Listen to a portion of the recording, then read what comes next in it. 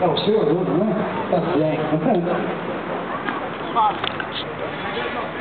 Pois é, portanto, assim terminamos o nosso terceiro encontro de carros antigos e amigos com chave de ouro com essa super banda, sim senhora, e ele fazendo um showzaço aí quebrando, né? Um show lindo, proporcionando muita alegria, o João Vitor. Parabéns, João Vitor, parabéns a você, muito obrigado a você, falando sempre em nome do nosso querido Gini Rodas.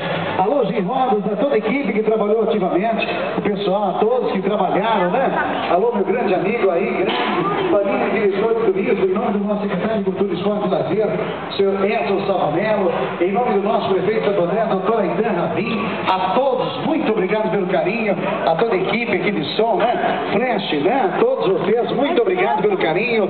Olha, de coração, bom final de semana, tá? Até a próxima, agradecendo a nossa gloriosa Guarda Civil Municipal, a Polícia Militar, todos que cuidam do nosso bem-estar, da nossa segurança.